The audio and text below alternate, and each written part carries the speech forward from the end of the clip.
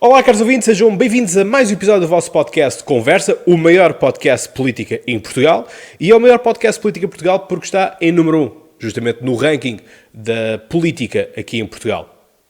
E, portanto, chegamos assim àquilo que foi o fim desta série feita aqui no vosso podcast sobre as eleições legislativas. Procurou-se fazer a maior cobertura possível. No Partido Socialista, por exemplo, não esteve cá, mas esteve combinado com o João Galamba, e é uma justificação que eu vos dou, portanto, no episódio que eu gravo com o PNR, em que, por motivos de agendamento, tanto meus como do próprio João Galamba, não foi possível gravar a entrevista.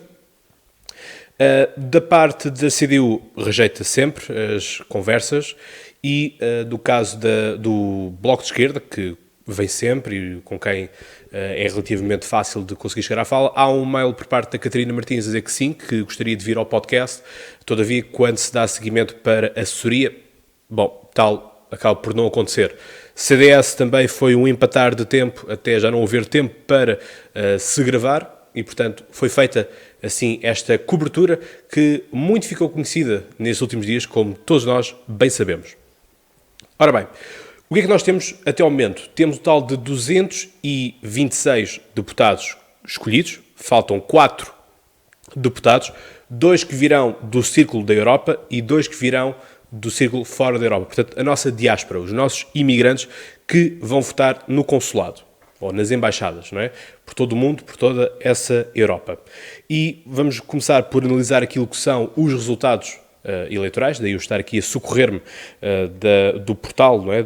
Das eleições, do Ministério da Administração Interna, e portanto agradeço a todos aqueles que foram seguindo o podcast Noite Eleitoral Dentro no Instagram, obrigado por terem lá, e enfim, conseguimos estar ali a conversar várias vezes com questões que vocês vinham colocar, com dúvidas, com expectativas que eu próprio ia criando ou que poderia achar que iriam acontecer. A verdade é que mais uma eleição que este podcast acerta nos resultados, acerta nas previsões. Ora, dar aqui nota que escrevi um artigo de opinião para a Mais Superior, apelidado de O Mar Não Salga ou A Terra Não Se Deixa Salgar. É uma frase que vocês conhecerão certamente do sermão de Santo António aos Peixes, de Padre António Vieira, alguém que eu gosto muito de citar, porque é uma sabedoria imensa, e apesar dos séculos que já passam desde essa escritura. Ora bem, este é que é o ponto, e é por aí que nós vamos começar. 47% de abstenção. São números ridículos para tudo aquilo que vamos fazendo. Desde... eu aqui vou escolher, obviamente, o podcast Conversa, mas pronto, o podcast Conversa fez o apelo ao voto, trouxe esse tipo de conteúdos, dizendo sempre para vocês votarem dia 6 de outubro, mas quer dizer, tivemos, o próprio Governo, o próprio Estado, fez campanhas de apelo ao voto, a Comissão Nacional de Eleições fez esse apelo ao voto, os partidos andaram na rua, uns mais visíveis, outros menos visíveis, mas existiu todo esse apelo ao voto que eu honestamente já não sei o que é que mais se pode fazer para que aqueles que não votam, votem. Porque há aqui outro dado que foi interessante de se analisar, que se fala muito, já vai a uma década que se fala disto, em que se fala do ponto de vista das câmaras e das juntas de freguesia de não limparem os cadernos eleitorais. Ou seja, existem mortos que, teoricamente, poderiam votar porque estão lá nos cadernos eleitorais. O problema está que não interessa nem às câmaras nem às juntas de freguesia, isto foi algo que já se foi aqui falado com o José Ribeiro Castro, na altura que se falou, portanto estamos a falar do episódio 148, se não me engano, este é o episódio 161, na altura falou-se da alteração do sistema eleitoral, e falou-se justamente disto, que é as câmaras e as juntas de freguesias não querem dar baixa desses cadernos, dar baixa dos mortos nos cadernos eleitorais, porque esses mortos, para todos os efeitos, servem de número para que estes governos locais, não é, as câmaras, as freguesias, possam pedir ao Governo Central, ao Governo, que dê mais dinheiro, que pague os salários. O próprio salário do Presidente da Câmara e do Presidente da Junta é feito consoante um número de eleitores, portanto, o número de pessoas que estão recenseadas, que habitam aquele município ou aquela freguesia. Portanto, corremos, e isto posso dizer, que existem presidentes de junta que ganham mais do que presidentes de Câmara. Porquê? Porque aquela junta de freguesia consegue ter mais população do que muitas vezes alguns municípios juntos. E aqui o caso de Corroios. Corroios é a segunda maior vila do país. E, portanto, o que é que eu vos tenho aqui para dizer? A abstenção. Não sei mesmo como é que se pode combater mais a abstenção. Eu, nesse artigo que eu escrevi, e que disse que estava na mais superior, para mim há aqui um ponto que é: os políticos não são capazes de fazer um bom trabalho. Os políticos não são capazes de nos espevitar. Não seja para votar apenas neles, mas também votar contra eles, no sentido de haver algum político que nós não o suportamos e, como nós não o queremos, vamos votar noutro sítio qualquer para que ele não seja eleito. Ou seja, faz muita confusão esta apatia eleitoral, esta apatia das pessoas não votarem, esta apatia das pessoas não quererem saber da política para nada, porque a política... Reparem, eu devo ter gasto para aí 2, 3 minutos para votar. São 2, 3 minutos que eu perdi naquele dia, perdi ou ganhei, não está aqui em causa isso, mas vocês percebem a expressão. São 2 minutos, 3 minutos que foram ligados, que vão definir o resto dos 4 anos da minha vida aqui em Portugal. E, portanto, é isto que as pessoas têm que perceber, é que por um pequeno espaço de tempo vamos ter tanta influência ao longo do tempo, 4 anos, que vamos ter esta Assembleia. Ora bem, isto, agora passando àquilo que são mesmo propostas que existem. Para já, reformar e não fazer mais o sistema de D'Hondt. Outro sistema qualquer. Não vamos estar agora a falar sobre isto, mas outra coisa que dizem, para me limpar, é a questão de tornar o voto obrigatório.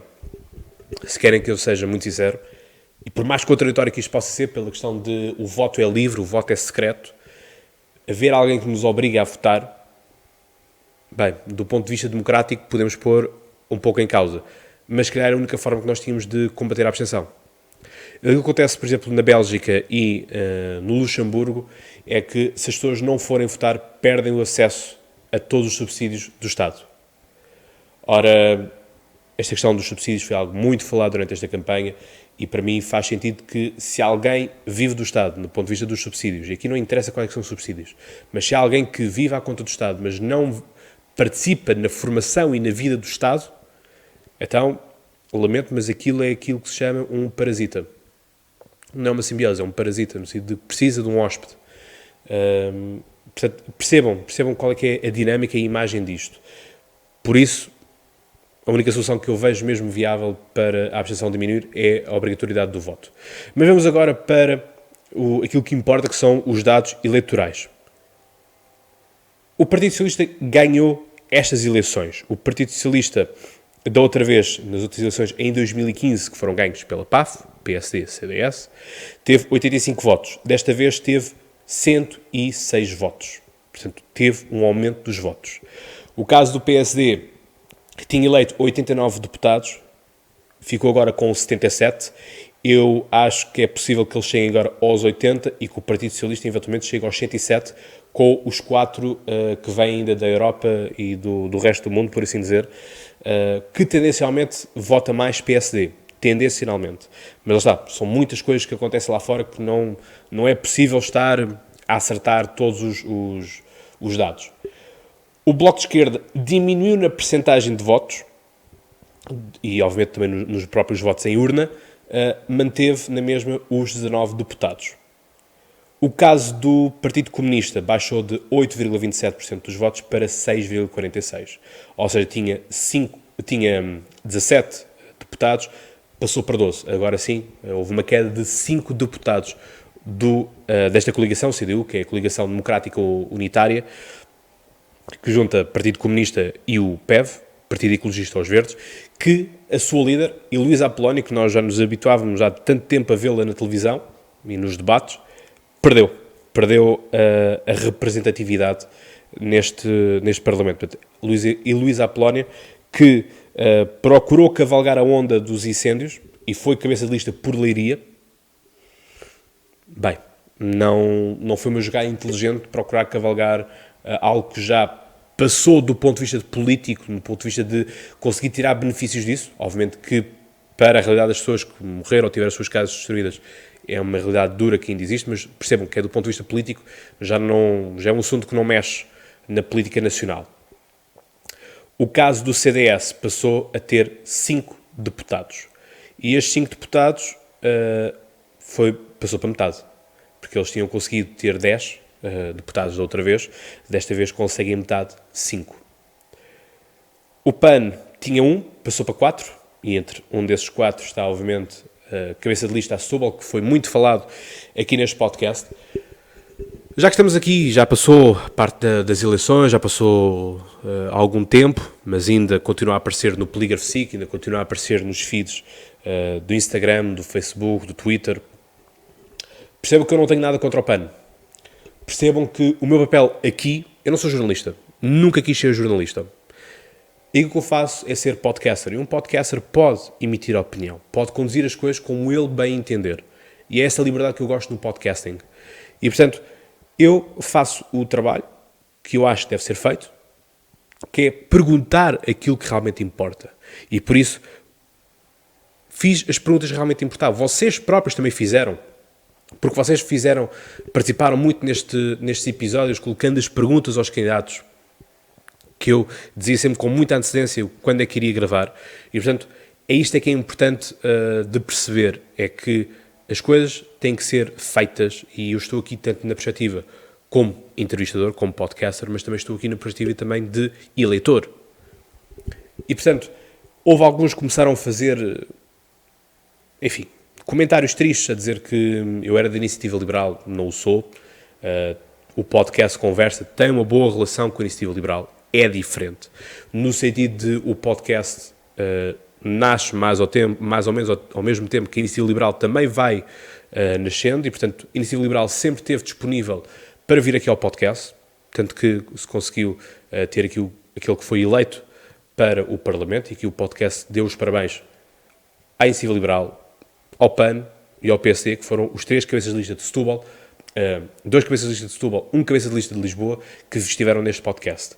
E, portanto, quando a Iniciativa Liberal, no episódio, o próprio João Coutrinho Figueiredo, que recusa a ser tratado por doutor, é logo esse primeiro indicador no início da conversa, fala sempre e ainda diz, bom, mas podemos explicar isto mais à frente, é totalmente diferente do que ter uma candidata que diz que não sabe, depois responde, depois faz chegar a informação, ou até mesmo a própria postura que o partido teve, no sentido de, por 2 vezes, pedir-me antecipadamente as perguntas. Caros ouvintes, isto não é o Gente Não Sabe Estar do Ricardo Araújo Pereira, em que as perguntas são enviadas para os partidos e as respostas são combinadas com os partidos 2, 3 dias antes.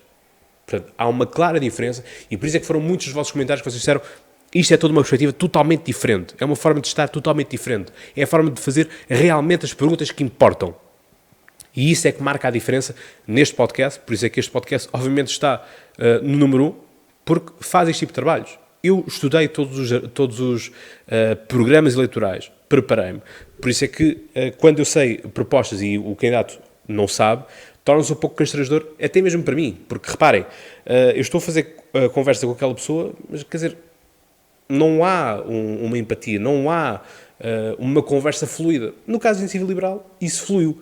PSD também fluiu, houve capacidade de encaixe, mesmo quando eram feitas críticas, tanto por vocês como por mim. O LIVRE também encaixou bem as provocações. Isto é democracia. A democracia é esta. É que até mesmo o próprio José Pinto Coelho do PNR soube encaixar. Portanto, que dizem que é um bicho de 7 cabeças. Eu estive em casa dele, gravei na casa dele e estou cá. Portanto, o PAN conseguiu quadriplicar, não é? Passa de 1 para 4, houve um aumento de mais do dobro dos votos depositados em urna, portanto eles tiveram em 2015 74 mil votos, 752, e este ano tiveram 166 mil, portanto é mais do dobro aqui. Depois, quem consegue eleger, portanto já chegámos ao final daqueles que podiam eleger no ano passado, este ano temos a presença de mais 3 novos partidos, com o Chega, a Iniciativa Liberal e o LIVRE, por esta ordem de votação. Ora bem, o Chega teve 66.442 votos, a Iniciativa Liberal teve um total, isto a nível nacional, como é óbvio, mas só elegeram por Lisboa. A Iniciativa Liberal teve um total de 65.545 votos e o LIVRE teve 55.656 votos. Ora bem, o que é que isto importa aqui dizer? Temos a extrema-direita entradas no Parlamento, primeiro dado. Temos um outro partido de direita, a Iniciativa Liberal, e eu aqui no artigo que eu assino falo do facto de serem mais dois partidos de direita a entrarem, mas que são diferentes naquilo que toca que direita é que eles pertencem, porque a Iniciativa Liberal é uma direita económica, é no sentido da economia, do privatizar, o Estado mínimo, tudo isso, portanto isso é obviamente políticas de direita, mas o caso do Chega é totalmente diferente. O caso do Chega é um ponto de vista cultural, é de um ponto de vista social que se processa. Portanto, ao Chega aquilo que lhes interessa é fechar as fronteiras, é cortar os subsídios à etnia cigana. E depois o André Ventura diz que todos os dias recebe ameaças da etnia cigana. Bolas, se ele está todos os dias a bater neles, é normal que assim o seja, não é? E, portanto, quem anda à chuva molha-se, não é? Já se costuma dizer. E depois temos o LIVRE, que é um partido de esquerda, consegue eleger Joacine Moreira. Fenómeno engraçado que agora anda a circular na internet é o facto do Chega ter celebrado com a bandeira portuguesa, e depois temos o caso do LIVRE em que aparece Joacine e por cima da Joacine está a bandeira da Guiné-Bissau. São ascendências, são convicções, são formas de estar em política que muito podem ou nada dizer sobre quais é que são as agendas partidárias. Tocando então mais em concreto no Chega, para depois voltarmos aos partidos grandes e percebermos o que aconteceu. O Chega, é curioso que o André Ventura queira que o Parlamento tenha apenas 100 deputados. Isto é a maior parvoíce, porque se fosse 100 deputados, número 100, André Ventura nunca na vida seria eleito. Nunca. Portanto, se calhar até seria benéfico colocarmos já para 100 e ele se sair fora do Parlamento. Mas aqui é que está o problema, a questão, que é, cabe agora aos partidos educarem o André Ventura. O André Ventura precisa ser educado daquilo que é a democracia. E o Parlamento é o sítio ideal para isso. Porque ali no Parlamento temos que nos respeitar todos uns aos outros. Temos que respeitar tempos.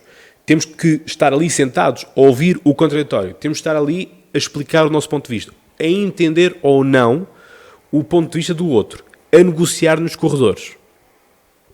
E, portanto, quem sabe se não vai acontecer uma democratização, eventualmente, do Chega, tal como aconteceu em partidos mais extremistas, como o Bloco de Esquerda, não é? O Bloco de Esquerda também antes tinha um discurso muito contra a Europa, enfim, hoje já se diz quase europeísta, não é?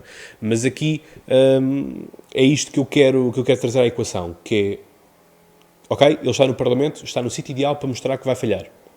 E, portanto, se aqueles que se dizem como paladinos da democracia, vamos dizer PS, PSD, Bloco de Esquerda, PCP, o que resta dos Verdes, o CDS, o próprio PAN, o Iniciativa Liberal e o LIVRE, já agora, se esses se afirmam como paladinos da democracia, então cabe ali fazer com que o discurso do André Ventura, do Chega, caia por terra, que eu acredito muito honestamente que vai, porque é um discurso de populismo, é um discurso balofo.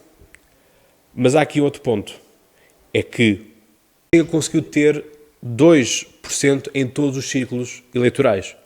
O que isto revela que existe uma certa consciência nos partidos, ou seja, que não é uma moda. Portanto, não vamos valorizar, não vamos menosprezar, vamos sim antes perceber o porquê de ele ser eleito, e aqui volto a dizer, como eu disse, e escrevi no artigo da opinião para a mais superior, que a direita em Portugal agora vai se reconfigurar. Em que sentido? Vamos ter agora eleições internas no CDS, já estão confirmadas. Certamente vão haver eleições internas dentro do PSD. E tudo aquilo que agora vai acontecer é que estes partidos vão perceber que afinal tinham que ir buscar o eleitorado de direita e não o eleitorado de centro. É que o problema é que nós nestas eleições tivemos muito isto. Tivemos eleitorados a quererem roubar-se uns aos outros. No sentido de, bom, eu agora sou do Bloco de Esquerda, mas não, afinal sou social-democrata para ir buscar votos ao centro e afinal já não sou um partido radical de esquerda. Tivemos o caso de soundbites péssimos por parte do Rui Rio a dizer, bom, então, mas eu eu sou de centro-esquerda e não sei o quê, se não fosse o Sá Carneiro eu estaria hoje no PS, não sei o quê. Portanto, temos aqui perspectivas e temos aqui posições que são totalmente diferentes, são antagónicas e que não são contra a natura, sobretudo é isto, são contra a natura. Portanto, agora vamos ter certamente um endurecimento da direita em Portugal. Mas importa aqui saber uma coisa, que é, vamos ter, como acontece no resto da Europa, em que se extrema, ou vamos continuar a ter uma direita do ponto de vista económico e com alguma carga de valores e de sociedade e cultura. Por isso que eu estou a dizer, a iniciativa liberal vem trazer a direita económica, do ponto de vista de privatizar, o Estado mínimo, tudo isso, menos impostos. Por outro lado, temos o Chega, que é uma postura muito mais, mais nacionalista, da questão da nação, a superioridade da nação, cultural. Este é que é o ponto. O Rui Tavares falou, portanto, dar os parabéns a Joacine e congratular do facto do livro estar agora no Parlamento. Estranho não ter sido a Joacine ela própria a discursar e ter sido o Rui Tavares. Nisso eu acho que as coisas deviam ser diferentes. Ou que ela também pudesse falar, porque foi assim que aconteceu também com a Iniciativa Liberal. Tivemos o líder, mas também tivemos o João Coutinho de Figueiredo a falar, em que ele dizia que finalmente o socialismo ecológico, o socialismo verde, já não sei qual das expressões é que ele utilizou, estava no Parlamento. Aqui põe em causa também a questão que é, o Bloco de Esquerda também sempre se afirmou durante a campanha como socialista verde, socialista ecológico.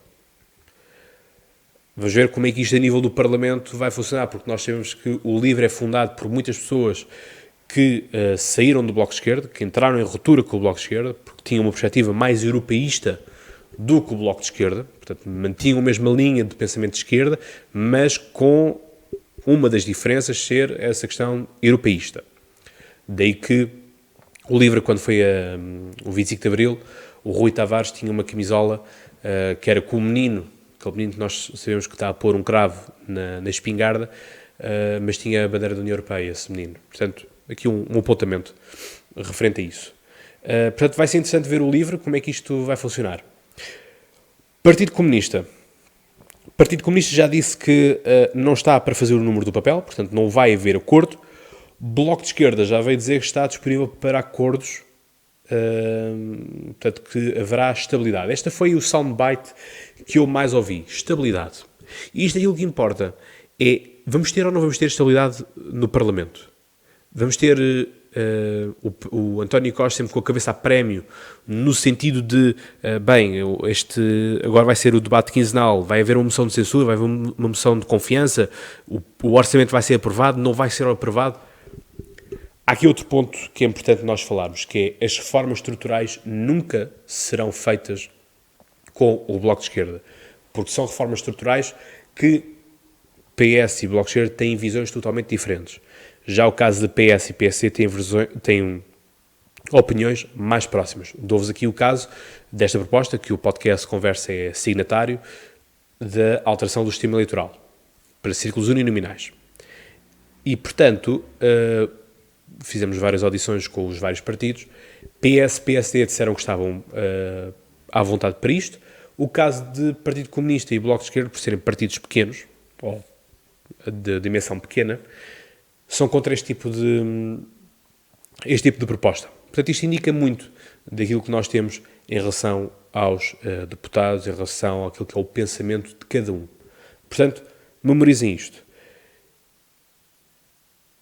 Que esta geringonça foi prejudicial para ambos, tanto para o Bloco de Esquerda como para o Partido Comunista, foi mais para o Partido Comunista, porque o Partido Comunista tinha poder autárquico, no sentido, tinham presidentes de Câmara, e aqui no Distrito de Setúbal tinham vários e foram limpos, à cabeça Almada, e portanto, aquilo que importa-nos aqui falar é porque é que o Bloco de Esquerda ainda se mantém. O Bloco de Esquerda, apesar de tudo, conseguiu desmarcar-se em alguma das partes do discurso. Não muito bem, mas conseguiu desmarcar-se.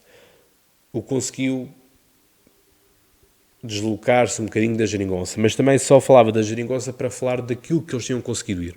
Tal como eu disse aqui no podcast, é muito aquela ideia, muito aquela imagem de antes tínhamos Pedro Passos Coelho a congratular-se que ia além da Troika.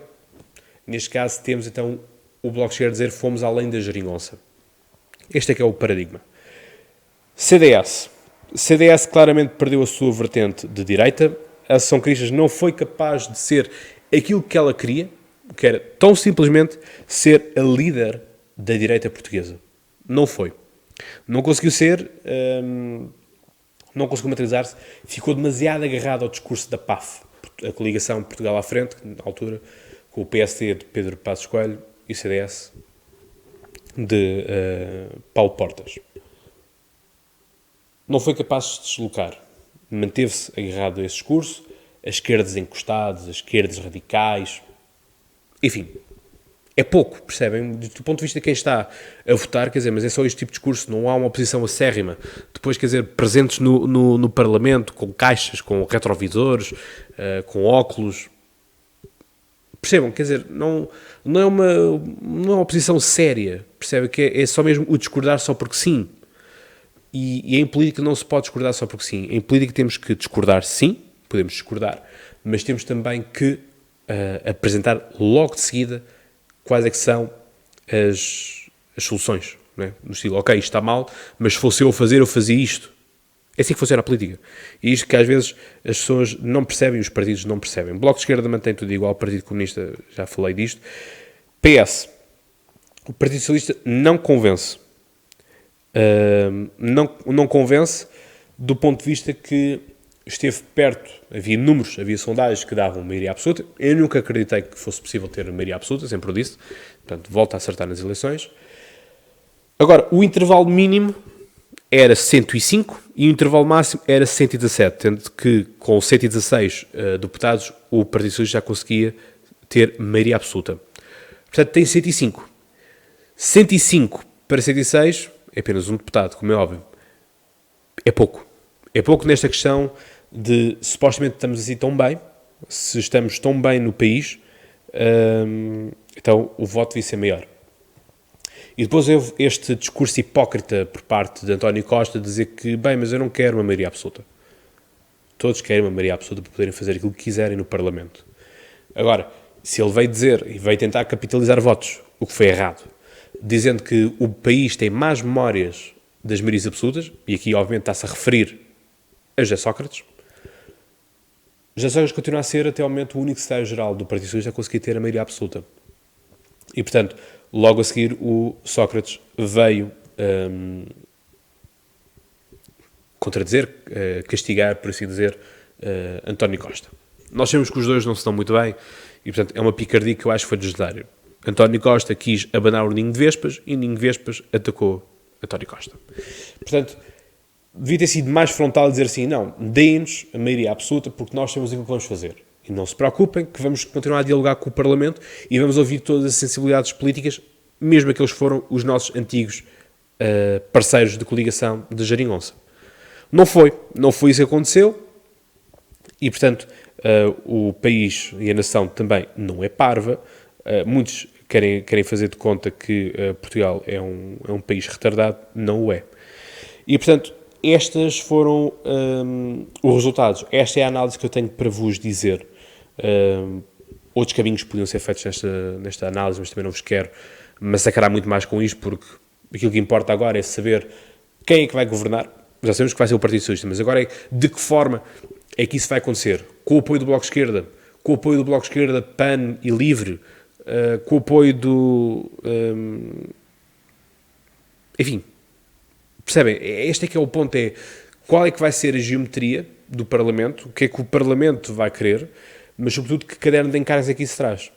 Vão ser dadas secretarias de Estado? É que o Partido Socialista, se coligar-se com o PAN e com o LIVRE, são apenas mais 5 votos, vamos achar que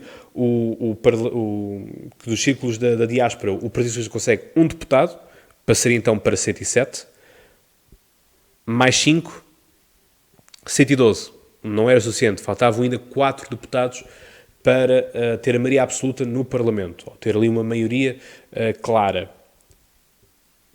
Portanto, aquilo que resta agora saber é o que é que o Bloco vai exigir. O Bloco de Esquerda manteve o mesmo número de deputados, perdeu a nível de votantes, e aqui é que importa perceber qual é que vai ser agora a capacidade do Bloco de Esquerda de negociar. Porque agora António Costa pode dizer, sim, mas vocês podem exigir o que quiserem, mas vocês não aumentaram, nós aumentámos os deputados, conseguiu ser eleito em todos os distritos.